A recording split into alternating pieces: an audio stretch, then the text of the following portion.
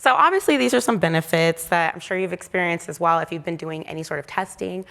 You get a lot of ongoing kind of communication with your customer when you run these experiments, both quantitative and qualitative. I love qualitative because you find out the why, but quantitative is fascinating as well. So you're kind of understanding your customer more and more with each experiment.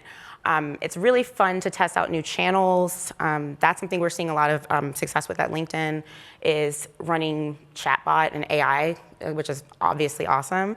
But testing that out is really interesting to see like the impact of what channels can do, especially if you're an early adopter. I find that early adopters tend to do really well if they are able to test early before everyone else jumps on the bandwagon.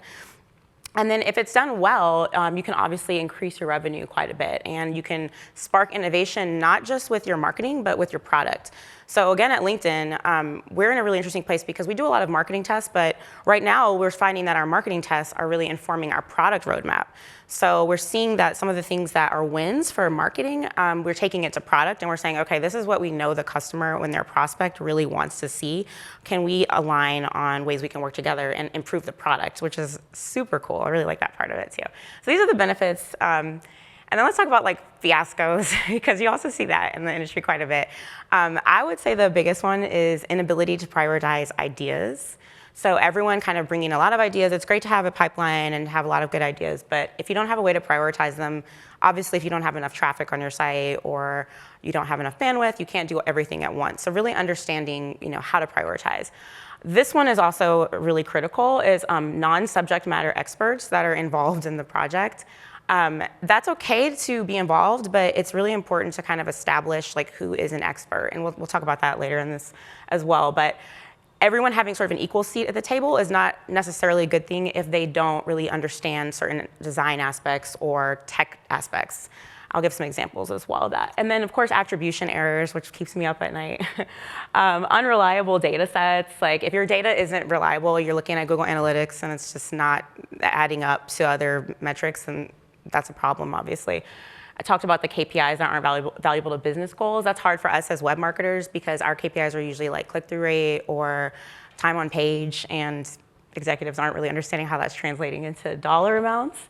And then this one as well, tests that are duplicated because teams aren't communicating with each other. So having a way to share your information where everyone can kind of reference it and not keep doing the same things over and over again, because it does take a lot of time to set these up, obviously, and it's really expensive as well. So this is, again, how do we create something that our customers like, but also that resonates with leadership? Because again, you can't really move forward if leadership doesn't buy in. So it's a team effort. It's not just your internal team, it's your external customer as well. And I would say the first thing that I would recommend is, as a team, try to determine what success looks like. What is a meaningful KPI for your business? And we've worked really hard on this in LinkedIn. It's like, okay, what's our North Star for our KPI? And I won't share that since it's an internal stat, but it's something that we have to align on early when we set up our strategy, just to make sure that we're not like chasing the wrong things.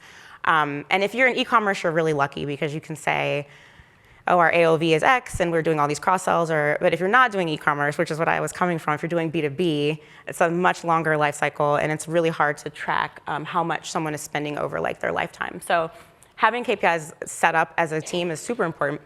And also, again, making sure that it's understandable. So is there a way that you can estimate revenue? And I would recommend if you do have data scientists to help you with that.